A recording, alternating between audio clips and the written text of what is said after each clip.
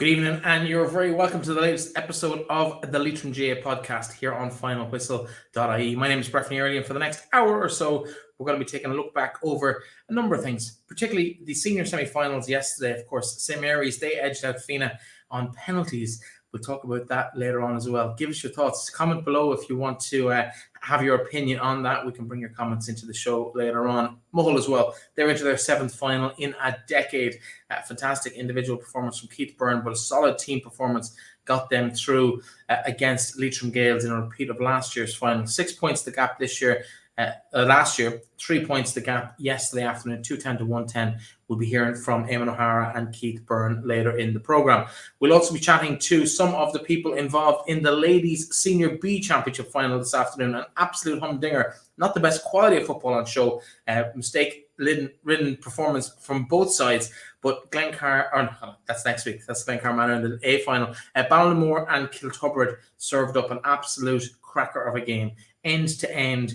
Both teams had dominated different aspects of the game, and it really came down to it at the very end. Ballinamore inches away from getting a goal that would have won it for them at the end. We'll also take a quick chat with our guest Martin McHugh about all things Aughnasheelin ahead of the intermediate semi-finals next week, and we'll also hear from him about his own new endeavour, a book, Born to Save. We're going to chat about that later on in the programme as well as a little bit of his journey. You'll all know him as GAA fans in the county from his time between the sticks for Leitrim in the 90s, which of course resulted in a fantastic Connacht Championship win back in 1984. He was part of that, despite dropping the ball in the back of the net. I'm a former goalkeeper. I have to get that one in as well, just to get the little bits and pieces in. I'm sure he'll give me stick about bringing that up in just a couple of moments. But also, it's been a poor weekend for Melvin Gaels. They'll be disappointed with how their team fared this afternoon. They dominated that game in the relegation final against Dromahare,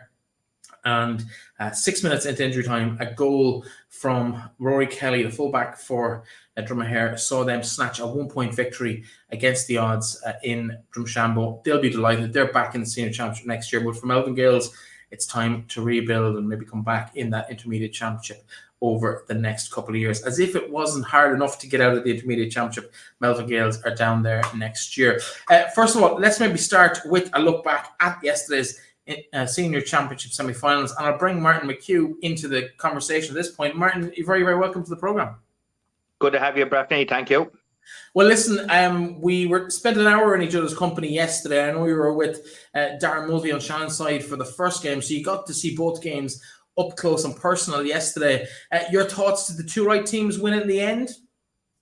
Yeah, if you're going to ask that before the game, you probably would have said that, but I still think, Fenagh will probably feel a little bit unlucky that the way the game went for them, level after normal time, level after extra time and all that, and, the dreaded penalty shootout. I was even asked today a few times that the way the game should see themselves out.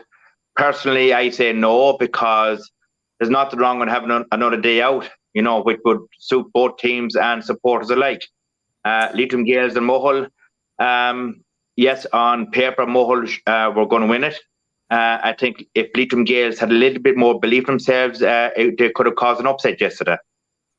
Yeah, maybe let's start with the Fenagh St Mary's game, and before we get to the conversation about whether penalties should be or shouldn't be part of the equation in a championship Saturday like yesterday afternoon. But in terms of the actual performance, Fenagh came into this. They'd obviously lost their last game against Leitrim Gaels in the final round of the championship, but they were guaranteed a semi-final spot virtually at that stage. They started brightly, but it just never really got going. They never really managed to get out of second gear. Yeah, we've seen in the first 5-6 minutes they're kicking ball in quickly into the two rocks, and it was paying dividend. They got a couple of scores within the first 6-7 minutes, and then for some strange reason they stopped doing that. Then you could say that St Mary's picked up their own gear and took the game to Fenagh, 10-15 minutes into the second half, into the first half themselves. So it was a tight affair that way, and it was up and down with the score line a few times during the whole game. And did we see a draw coming into it? Not midway through the second half, and then Mary's were leading by 2-3 points, and then Fenagh came back and steadied the ship again. And last gasp point in normal time, seen it go to extra time as well, you know. And then the injury time as well, very slow for the first period. Not there was any score at all. And then Mary's were ahead, and then that last gas point from Fenagh went to the dreaded penalty shootout. How good was that moment, though, before what transpired a couple of moments later? But to see Oisín McLaughlin step up, and he's had a good season. He wouldn't be the first name on people's lips. He wouldn't even be the second name on people's lips when you think of attackers in Fenagh, but he's been a really, really good foil for the two O'Rourke's this season for the club.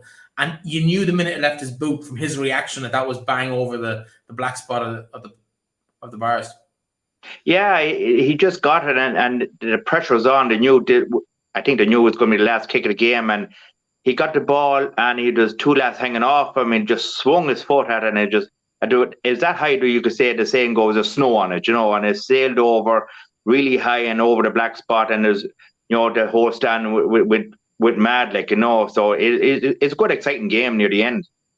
Yeah, well, listen, of course, it got even more exciting in the last minutes. That draw after extra time, of course, nowadays the rules must be settled on the day. That meant there was going to be penalties to separate the two sides. I don't know which to start with first, whether we should be taking penalties or the actual penalty shootout itself. Maybe let's start there. What's your thoughts on the quality of the penalties? I was very impressed with some of the striking, because traditionally maybe Gaelic players aren't that good with the ball off their feet. It's not a skill that a lot of people use from a dead ball situation off the ground anymore. Well, I think the funny thing is, even when we're messing at home, our own club training, some lads are taking penalties before warm up and all that, you know, just for a bit of messing, you know. But yesterday's penalties, both keepers Shane Doonan and Sean Reynolds I don't think they even caught a ball during the whole game. Like, you know, all they had to do was really kick out, you know. And then both keepers are calling the action too for the penalty shootout. And you got to give credit to the lads taking the penalties. They're absolutely top class penalties. You know, I think I said to you yesterday, if this is on TV, you know, they'd be top class penalties, and these players would be paid millions for the way they took the penalties. The keepers, they were left standing for some penalties and dived the wrong way in the other penalties, you know. So, and then the last kick of the game, you know, it just there had to be a winner, there had to be a loser. Yeah, I think Sean Reynolds stepped up, because he did fumble one out over the end line at the very end of extra time that probably forced the penalties in the first case to get Fenagh that opportunity when it looked like the shot was going wide. And then to step up after that, maybe, because you know this yourself, these little mistakes, the rest of the crowd mightn't necessarily notice them, but as a goalkeeper, they stay in the back of your head, and you kind of got to battle that as much as the actual occasion itself. And to step up and have the calmness to pull off that save on the last penalty. It wasn't a great strike, but he did keep it out nice and firm, got down, blocked it, kept it out of the back of the net. And he was the hero on the day. Yeah, people say it was a bad strike, or, you know, you made the keeper go the wrong way. The way I answered that, a keeper saves it no matter what way he dives, you know what I mean? Like, you could dive one way and it's a bad shot and still goes the other side. People say you made the keeper dive the wrong way. You know, it's really a 50-50. You pick a corner and hope for the best. I have my own technique, but that's going to go to grave with me. And you know, and look, Sean done well to save it. Like, no, it was a good penalty, but he done well to save it. You know, but like you says, that incident near the end of the normal game, normal time, he went to catch it, but I think he was thinking of the next move before he actually had the ball in his hands.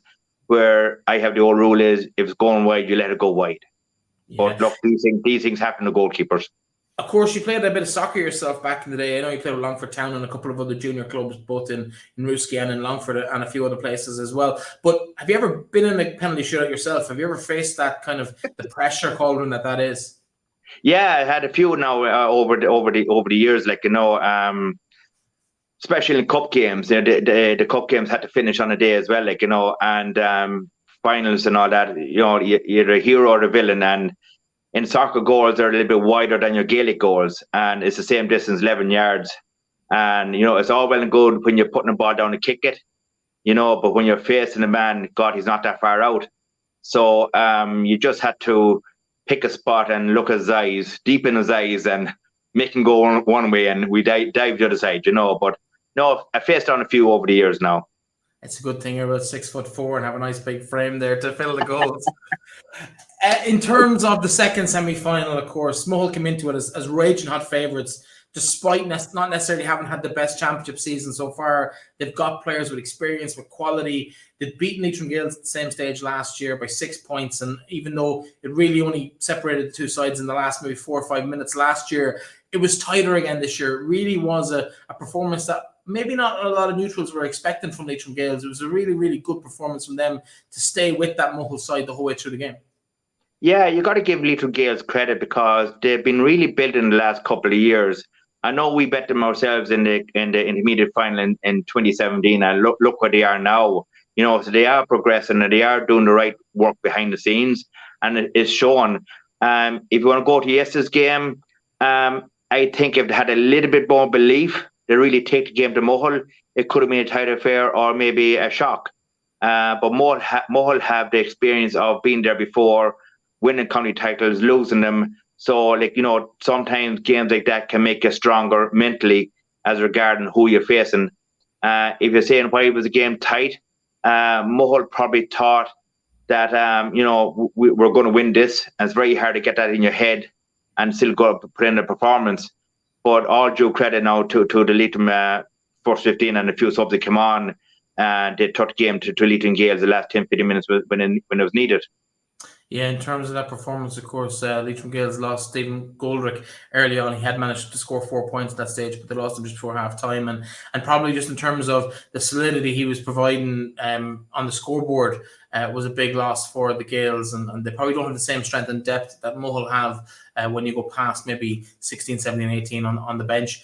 In terms of the actual performance, though, not one of Mohill's classic games. I think we'll hear from Eamonn and Keith later on, but probably not one that they'll be particularly happy with. They'll just be glad to have got through and into the final. Yeah, absolutely. They'll go back to the drawing board now, and they have something to work on now for the game against the Marys. Two town teams playing each other. So Eamonn Hara will sit down with his management team and the players and talk about yesterday's games, talk about where they went wrong and all that, and fix all the nitty-gritty bits and pieces for before the game. Keith Beirne, people saying, well, he had a quiet game, but still the man scored, I think, a goal and 6-7 points, or 8 points. So he's still very effective, and he still made some scores on top of that as well. So they don't have much to work with. They don't have much to do as regarding getting ready for the final, but still they'll knock it down and be prepared. We might have a chat about the final in just a moment, but first of all, let's hear from the two lads in question. First, manager Eamonn O'Hara, followed by Keith Beirne. Happy to be in a county final. Happy with the performance, though? Happy to be in a county final, yeah, absolutely, but the performance was way off. At times it was very, very good. We started really, really well. Obviously got the goal at the start, and by about 12 or 50 minutes we sort of controlled the game, but I think our work rate just dropped completely and just allowed Leitrim back into it. And credit to them, they're a good team. They came here unbeaten. They had ambitions to try and get to a county final, and we knew that. But there was also talk about, after our performance against Ballinamore, that, all of a sudden we go from being, we're not going to win anything this year, to all of a sudden we're being favourites. And I think that snuck into the lads a little bit. Also the preparation coming up to the game. I think the fact that the first game, the Carrick Fenagh game, went to extra time and penalties has sort of just put us off in terms of our timelines. But overall, happy to win a final, but an awful lot of work to do. In terms of that preparation in the immediate build-up to the game, obviously you have your plan, your calendar, and your diary for the couple of hours beforehand in terms of nutrition and warm-ups and stuff. How upsetting is that in the immediate? I suppose we asked a few people from Leitrim County. Nobody could give us an answer in terms of if it did come to what time was our game going to be, and then you're trying to sort of calculate it out, being two 10-minute halves. Will it be a 4 or 5 minutes of a half-time break? Will it be a 2-minute break? What the referees want and going to be? So it's guesswork, and then ultimately we were told then it was going to be 5:30, and we tailored it around that. But you try to be sort of preparing for the what is. If this goes wrong, if you got a man sent off, you got a black card, which you did. And this was something that we had talked about, was let it not affect us, and it didn't. For that first 50 minutes we were good, but we just down tools, and it's a little bit of a habit that has been coming into our game all year, that good starts, getting up a good few scores, few fellas playing well, then all of a sudden the work rate drops and gets a bit sloppy, and I think that's something we can definitely correct. through the game we saw a bit of a struggle maybe at times to retain possession from kickouts. Is that a worry going into a county final against a midfield like James McGrail and Paul Keeney? Yeah, two good players, but you have to look at what Leitrim had there. The big Martin at midfield, did a lot of big lads around there. So Adrian Flynn was doing a man-marking job on Keith Keegan. So at times we struggled, but at the same time we still broke even. I think we broke even in terms of the contests. I think we were just a little bit disappointed that we didn't retain enough of our own, and it invited a lot of pressure on us, which was kind of it's just frustrating. It was just we go back to our turnovers. I spoke to you in terms of the games we played there in the earlier grounds against Fenagh, against Ballinamore, where our turnovers were killing us, and their turnovers today were a little bit sloppy, and we got punished a few times, and ultimately it just didn't give us the foothold like we did against Mohill and Ballinamore in that second game. So we just have to get back to basics, get our shape right defensively. Up front, a few of the lads came in with a couple of knocks, so we'll get them tidied up and hope then that everybody will be ready to go in 2 weeks' time. Listen, Eamonn, thanks for chatting to us. Cheers, best luck in the county final. Thank you, my friend. And back in the final, another one. Happy with the performance today? Yeah, we're happy just once you win. It's semi-finals are semi-finals. Like if you're out there and won by 10, 15 points or won by a point, you've won. You're into the final. That's all that matters. Or if you win by penalty shootout, as we saw earlier in the day. Yeah, we were warming up and we heard some more shouts. We didn't know what was going on, but it was distracting. We didn't play till 5:30. We were warming up, we were stopping, we were starting. So it wasn't ideal preparation, but thankfully we kind of got out and got going early. Nice start for yourself. A goal early doors for a second, third or fourth, well maybe the third minute of the game, but it kind of gets that confidence flowing and just going through the motions really in terms of kind of getting yourself into the game. Thoughts on kind of that good start and how Leitrim Gaels got themselves back into it? Yeah, we had to kind of target a good start because they're defensive, and you seen that they'd numbers back and they're hitting hard. So we kind of were against the breeze. We knew we kind of needed to get a lead, get a goal, get something early to kind of just so we could take a few scores. And you can see they were kicking scores a lot easier than us. So it was just good to kind of get that bit of momentum. We lost a man for 10 minutes there, so that goal was very vital in the end. What's going through your mind when that happens, when the black card's issued so early in the game?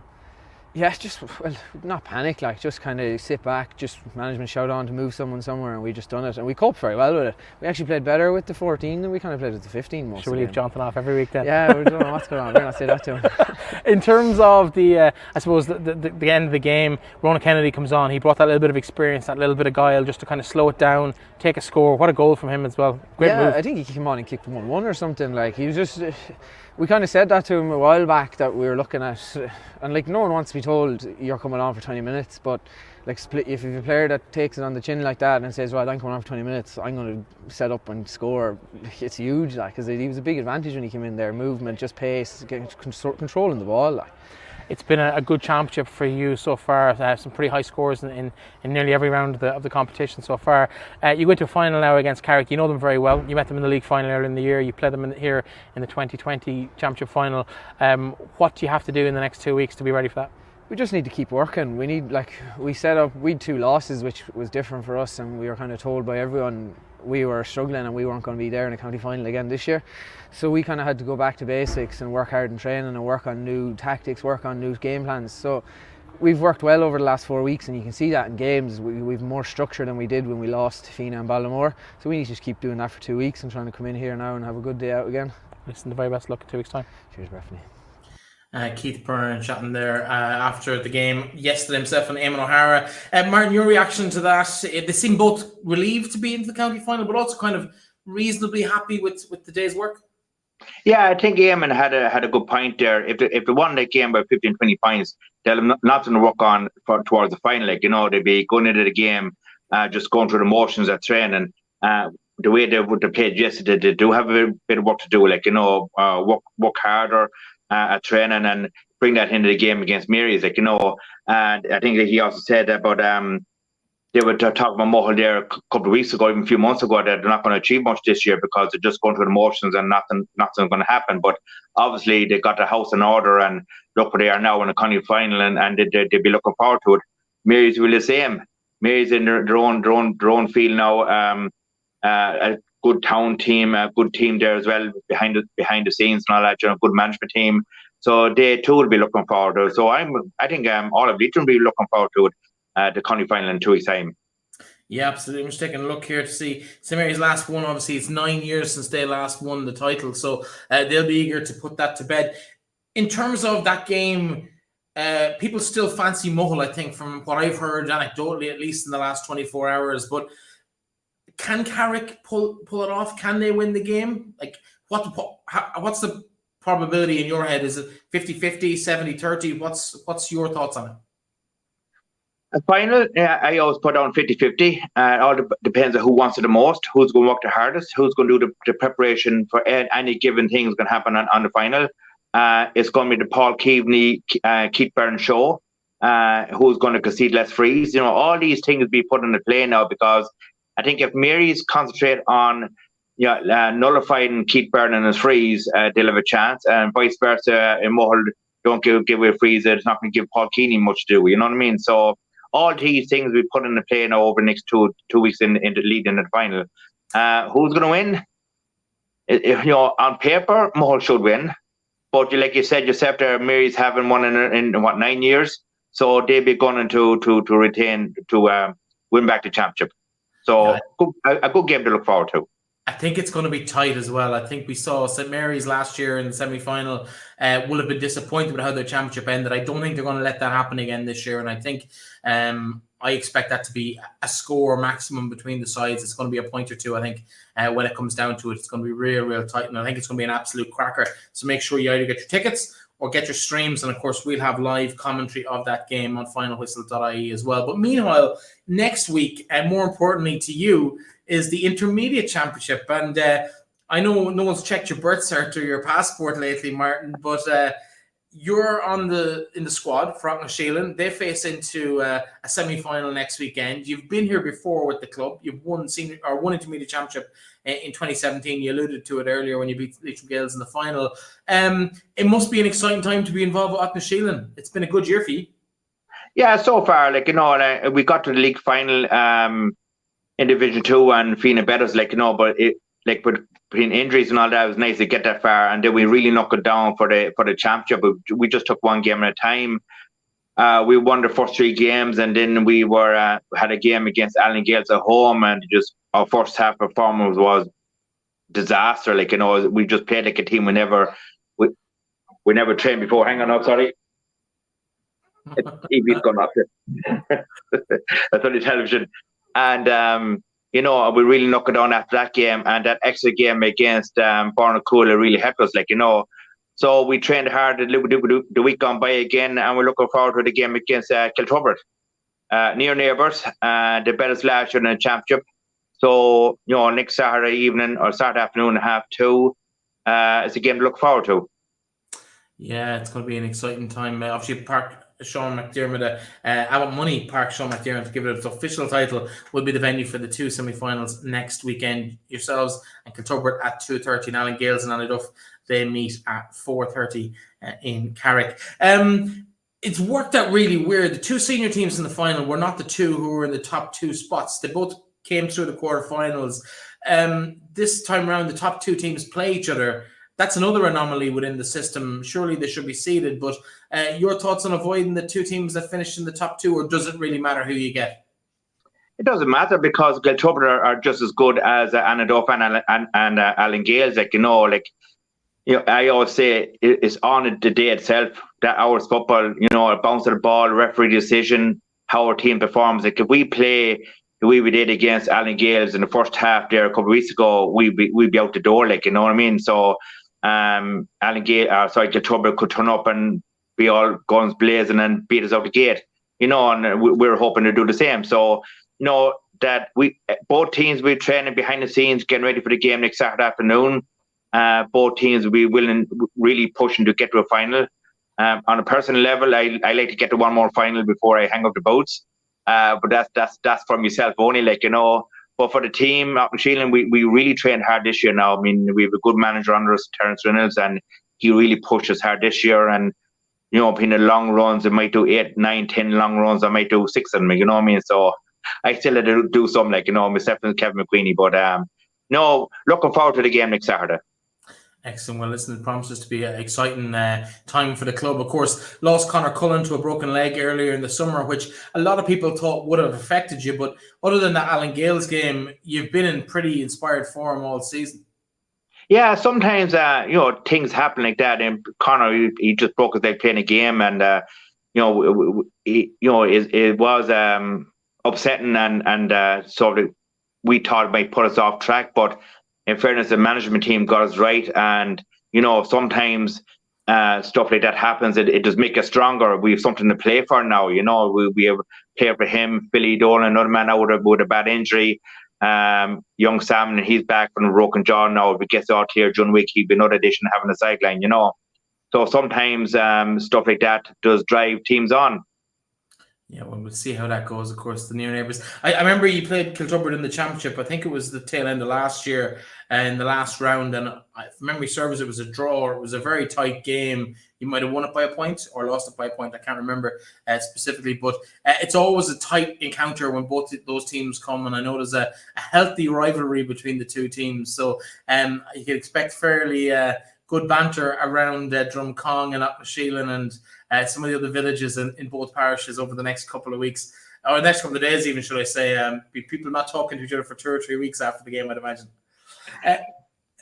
But that brings us, I suppose, nicely to the fact that you're still doing what you're doing on the sideline, 52 years of age, after a stellar career in goals for both Aughnasheelin and a couple of other clubs. We talk about Kilglass Gaels up in Roscommon, and also a bit of time in Longford with Clongrish. But more importantly, this is a new arrival on the bookshelves of people around the county, but also in bookshops. And you can get copies of it, I'm guessing, in all good bookshops in the region if you want them. Is there somewhere online people can order them? I know movies have them on their website, but...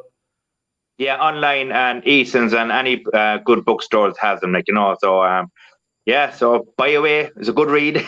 But support local if you do have the opportunity to pop into one of the shops and pick it up or buy it locally online. In terms of the book, I did get a couple of chapters in. I only got it off you yesterday, and it's got me enthralled already. There's some really interesting stories there about, I suppose, yourself and growing up, but also your early days with Leitrim and how that happened for you when it wasn't really something that you'd kind of grown up dreaming of playing for Leitrim, and then all of a sudden it kind of happened by accident. Talk us through those kind of early exchanges with intercounty football and what your thought was on actually getting through and getting into a Leitrim team, and how much maybe that, I don't want to say apathy, but the fact that it wasn't a driving thing for you maybe made you perform better.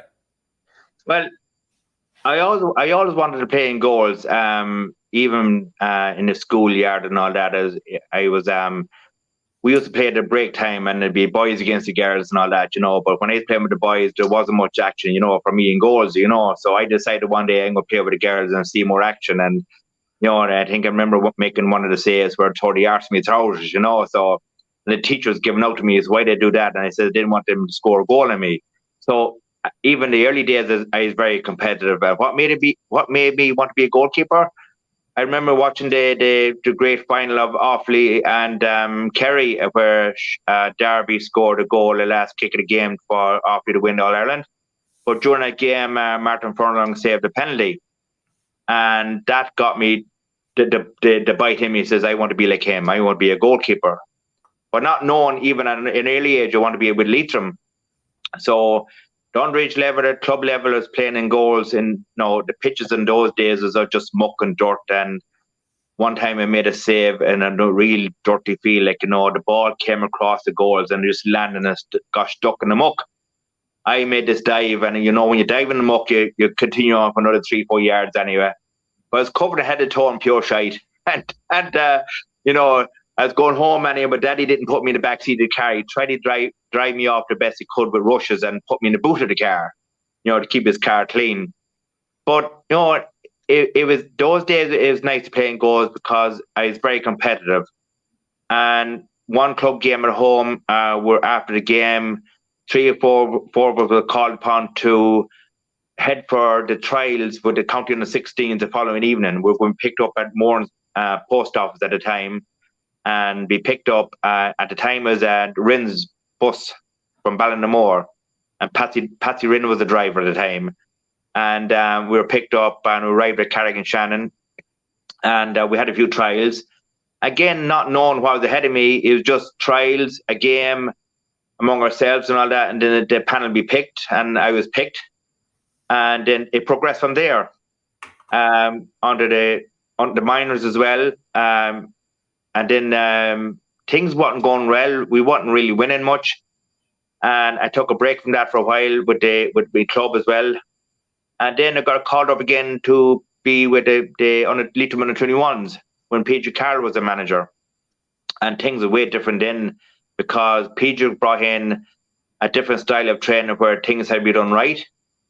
Training had to be hard, and you do it or you go home. And I said to myself, God, this fella means business. I was with the Leitrim under 21 panel in 1990. We got to the final, and I think Galway beat us in that year. Martin McHugh was in goals that year, and I knew I would be in goals the following year, but I still had to do the hard training. You can't just get number one just because you were there the year before. And the training we done that time now was pretty severe.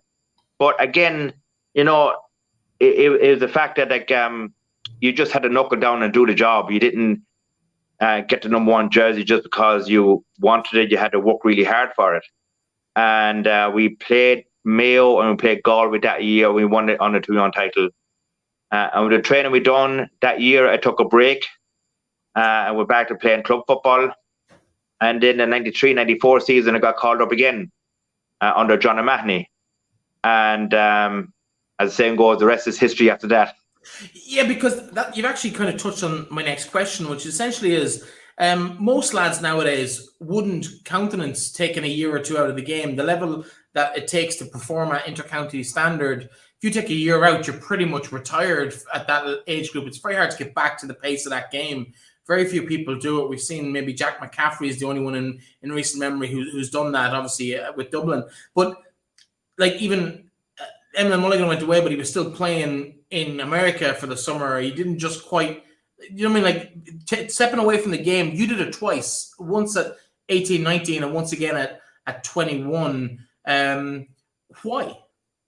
From 18 to 21, there wasn't much happening. There's a big gap. If you're playing with the county minors, you have 3 years of a gap then if you want to reach on the 21s. But I didn't have the graw for it. I don't know why. I just want to play club football and do my own thing, like, you know, because it wasn't in my head to be ambitious like that to play with Leitrim.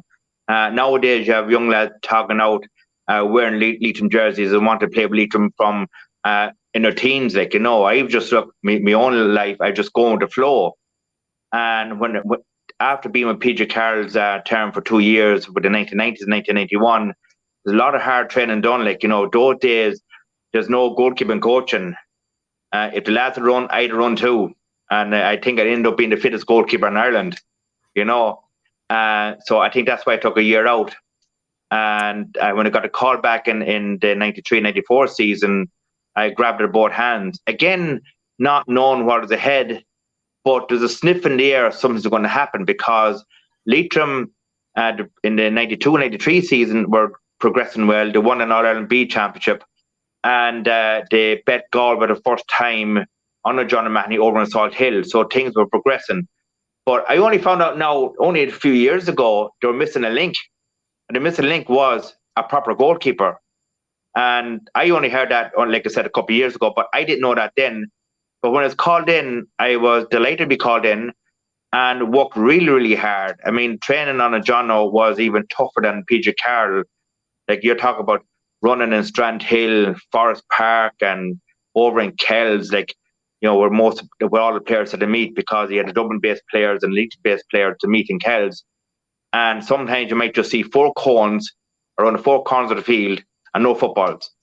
And the shit was ran out of us. We ran within an inch of our lives. But we all did it. We all did it. And we never complained. We dare not complain. There's no sore hamstrings or pain in the groin or pain in the back or excuses those days. You either did it or you weren't part of the panel, and that's it. Yeah, obviously, it is a live show, so we will apologise for the language if there's a profanity or two. But It's the situation we find ourselves in, and we're talking about situations. But I think to put it in context as well, we have to put where Leitrim football was at the time. As you mentioned, they won the All-Ireland B. I think that was 1990. Mickey Quinn would have been on that team, and that's the modern Tailteann Cup. They were competing for Connacht Championships. They were in Division 2 of the league. I remember going to games against Cork and Kildare and big important games in the early 90s. The crowds were huge. It was a real buzz. We've started to see a little bit of that recently with the run to Croker in 2019 and Terry Hyland's first year, and even with Andy this year. We're starting to see that interest in the county team grow again, and maybe this is the acorn that we can grow into something down the line. But from your point of view, for someone who didn't have the grow for it, why would you subject yourself to intercounty training back in the hard days in the 90s when you were getting ran solid all the time? What's the attraction? I like I said, I think there was something in the air. Things are happening because, like it says, with the under 21 success, the B success, things are happening. And like I said, with Leitrim beating Galway for the first time over in Salt Hill, like, you know, so with a 93-94 season, and we knuckled down. When the championship draw was made, we had to play Roscommon, you had to play Galway, you had to play Mayo. Those days is the big guns. And we were doing well behind it, like other games and league games and challenge games. We were competing against Derry, competing against Armagh. Remember playing Cork down in Cork and Cork Queeve. That was a famous day in regard. We got lost on the way down to the pitch, you know. And I remember we ran out of the field and it was hailstones baiting the legs off me. But we outnumbered the Cork supporters 3-1 that day. We had a great following, and any games we had anywhere in Ireland against any team, we outnumbered the opposition supporters. And you know, the lead up to the championship itself, like, you know, we bet Roscommon the last league game in Carrick-on-Shannon. We actually relegated Roscommon that year. And, you know, like the slagging really started where I used to work at the time, like, you know. So I think that's what kept me going as well, the whole buzz around the county, like, you know. Yeah.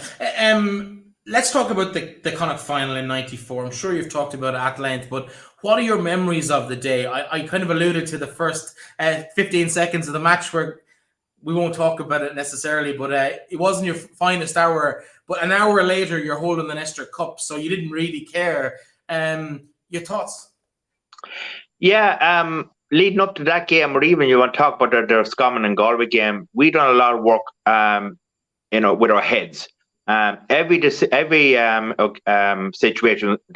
could happen, we were talked about it. We trained it on the field and all that, you know, put in the action. But we really worked with our heads because the training we did those days is really get us mentally tough. You know, like Leitrim will be nearly there. You know, you bet by a few points, and leading to the Connacht final was the exact same thing. We'd done the hard work. We'd done the hard work with our heads as well. Like anything could go wrong. Mistakes are going to happen. What do you do? And sure enough, the first 15, 20 seconds, myself and Seamus Quinn, I called for the ball. Seamus ran across me and the ball went back of the net. Now, any other time, I think the whole lot would fall apart and you'd be bet out the gate. But when the ball went in, I got the ball out of the net and I said to Seamus, come on, let's get it going again. Pop on the back. And that was it. It was forgotten about. And my next kick out went out 60 yards. And he had a good game after that, and I had a good game. So, you know, the talk we did was geared towards that as well. Yeah, of course, Seamus obviously went on to win an All-Star that particular year as well. So he obviously had a decent game. Before I let you go, because we are kind of tight for time on the show tonight, because we still have to get to the ladies' final later in the program. But in terms of the book, I did, as I said, I get a chance to read probably the first third or quarter of the book last night. And I've one question. You talk about the kind of the all or nothing attitude that Leitrim had at the time, that if one person skipped on or cut a corner at training, everybody got the punishment. And that can work both ways, but when the entire team buy into it, it really can solidify that kind of character and that kind of camaraderie between the teams. You talked about knowing who the culprit was, but not giving the name out. Are you prepared to give us an exclusive and hang one of your teammates? No, I was always getting the blame because I was only 5'7". Nearly every other player is bigger than me, and I always got the blame because the other lads had long legs and I just had short legs. And any time we could cut the corners, I always got the blame. But the funny thing was, I was probably one of the fittest players on the team. It was always myself, Noel Moran, Fergal Reynolds, Porrick Kenny. They're the first top 4 or 5 players. After that, lads behind us, And that incident, I think, was we were training one night in Caillins, and the snow was coming out of the heavens and all that. You couldn't see a blade of grass, and every player made it that night. And the first thing Jono says, it's nights like this you remember on the Connacht final day. So the easiest thing for any player to do when you look out the window, you see snow or it's raining from the heavens and all that. Oh, I won't go training. I'll ring up with an excuse. No man had an excuse that year. And we started off playing soccer or a game of football in the snow, and they gave me there was a few snowballs thrown first. And then we started doing the laps. And John had the 4 cones put out, and he says anybody cut in the corner will be punished. Not just the one player, the whole team would be punished. And sure enough, we'd done the runs and all that. And there was a lot of running that night. And we were doing a stretch and a bit of a chat and all that. And then John went around all 4 corners, and 2 of the corners there was footprints inside the cones. Right, lads, extra sprints. And the lads had picked blaming me because of McHugh, your short legs and your small feet. So I know I didn't do it, but the hell with it, we did it anyway. So we were going to be punished anyway. So there was always good banter with Leitrim that time. Like a good politician, you actually answered the question without actually answering the question. Well, listen, Martin, thanks very much for your company this evening. It's been a pleasure. Once again, from Hero Books, it's called Born to Save. And anyone wants to grab a copy, you can get it, I suppose, in any of the good bookshops around the county and further afield. But do pop in and get yourself a copy of the book there. It's a great read, very enjoyable, and of course, one of Leitrim's sporting legends. Martin, 52 years of age, you'll be on the bench for Aughnasheelin. Hopefully, with the best will in the world, you won't be required on Saturday. And best of luck to Aughnasheelin in the Intermediate Championship semi-finals at the weekend. Thanks for joining me. Thank you, Braffin. Thanks for having me. Martin McHugh there, an absolute gentleman, joined me for commentary yesterday, but well known to anyone who follows the game across the county. Now, listen, ladies football, of course, this weekend. Only the one game took place this weekend, and that was the Senior B Championship semi-final, or final, should I say, between Kiltubrid and Ballinamore, Shauna Heston's. Ballinamore, of course, they'll also qualify for the A final. They'll play Glencar Manor next Sunday afternoon in that particular clash. But first up, they had the small matter of the game, the team that they beat by they lost to by a single point a couple of weeks ago. Ballinamore needed to beat Kiltubrid to win the B final. The winners, of course, progressing to the Connacht Intermediate Club Championship, but neither of them too worried about that just yet.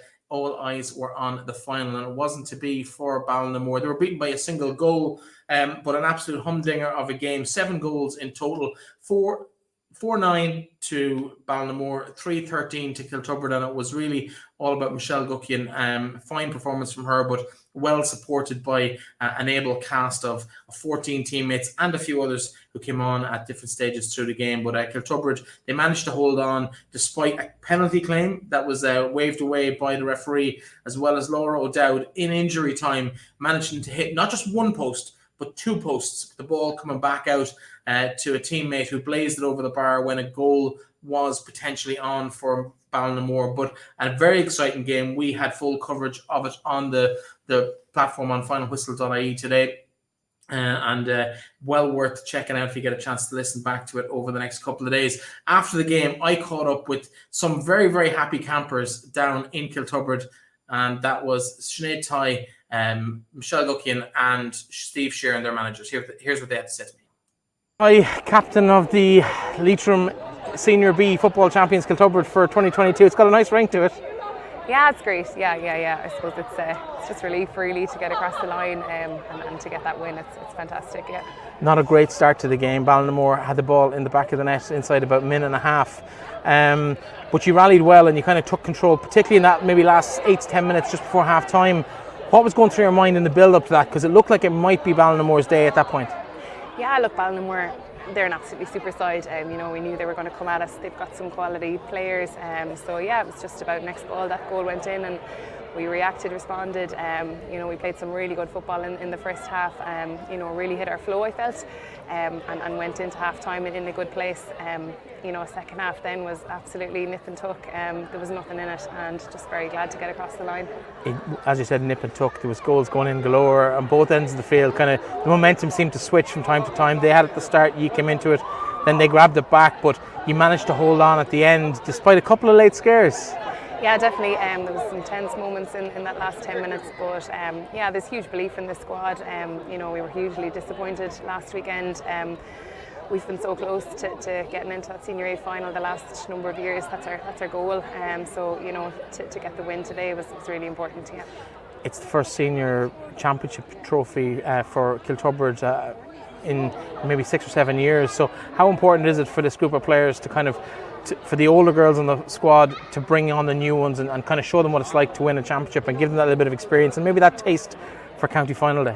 Yeah, it's great. It's lovely to get their reward, I suppose, for it. A huge amount of work has gone in, not just this year, like I say, the last number of years. You know, and there's just fantastic girls involved in our team. You know, we're always there or thereabouts. We're never too far away. We're never too easily, you know, beaten. So yeah, absolutely pushing it on. It's great to get those young girls that taste of success, and hopefully they'll drive it on.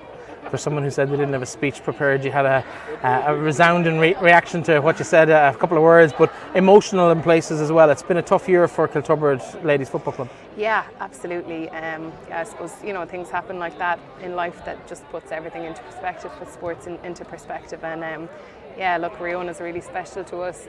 She's an inspiration to us to watch how she's gone about things, not just this year, last year. You know, she's carried herself just incredibly for such a young girl, and we just wanted to make sure that we could be the support to her that she needed, because yeah, Marion was special to all of us. Yeah, she even managed to get herself on the score sheet today, and that 1 point may have been the difference in actually winning the title, so nice to see that come around for her as well. In terms of yourself, what's next? Obviously there's the Connacht Championship, no small matter to deal with in the next couple of weeks. Yeah, I think that's the plan now. So yeah, look, we'll enjoy tonight, and yeah, get back at it. Nobody will be complaining having to go out training next week. You know, it's fantastic, it's exciting. We've had a really good experience with Connacht Championships in the past, so yeah, look, we'll give it everything and see where it goes. Well, listen, congratulations today and the best of luck in Connacht. Great, thank you. Cian, thoughts after that?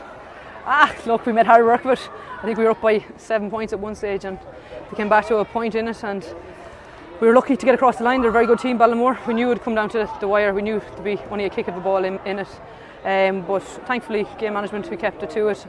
And yeah, got the win in the end. A few little scares towards the end. Yeah, we like to keep things exciting. We like to give the fans their money's worth, I suppose, coming into it. So yeah, that always happens to us. It definitely was. In terms of the performance, plenty of attention from defenders, 2 or 3 of them around you most of the time, but didn't seem to bother you. Just shrugged them off and well able to put the ball in the back of the net and over the bar. Oh, look, a bit of luck comes into it too. Look, I had the easy end of the job. I was in the square. It's the girls that work there. Their backside's off the whole way, but down the back of the field. So they brought the ball forward. The balls coming in were brilliant. Like, couldn't complain. They did all the hard work. I just had to finish it. In terms of help from the posts, obviously you got 1 goal off a post. Laura Dowd a bit unlucky on the other end, hit both posts and not score. Yeah. Look, that's football though. It is. It's a game of luck at times. Just you have to be in the right place at the right time. I suppose that's the way it goes. And thankfully we got across the line today. And look, Ballinamore, they have a great team there. They'll put it up to Manorhampton again next week, and like we were unfortunate last weekend to lose by a point to Manorhampton. We'd love to be in their position competing in the Senior A next week, so they have another crack at it. We had to get up last week, dust ourselves off and get ready for today, and that's what we did. How hard was that to pick yourself up after the disappointment of missing out on that final last week? Yeah, like again, unfortunately we came at the wrong end of the goals last week. They got 3 goals on us, and we played a great game last week. It just didn't work out for us, unfortunately. But to pick ourselves up, dust ourselves off this week, it was tough, but we knew we had to do it. And every player dug deep today, and that's what we wanted. Yeah, people kind of assume sometimes that it's Kiltubrid is a one-woman team, but very much a team performance today. Some really, really impressive performances from some of the youngsters coming through, and some of the lesser names maybe in terms of profile on the team. I don't think there's definitely not a one-woman team here in Kiltubrid. Like the work rate of everyone, you have the backs coming through, carrying the ball, the strength, the depth we have runners, we have strength, we have height, we have people that can kick a ball, we have it all. So like it's just to get us working as a team and in a unit, and it clicked today for us, and we know our own ability, we know we're a good side, and to just get that out of it is the problem, and today thankfully we got across the line. Connacht Club Championship of course to follow. Happy to be playing that level? Absolutely delighted, excited, absolutely excited to be playing it. The longer we stay in the championship, the better it is for us. We're delighted to be here, delighted to be playing football, and hopefully we keep on going and do well in Connacht. So Manorhamilton won this title 2 years ago.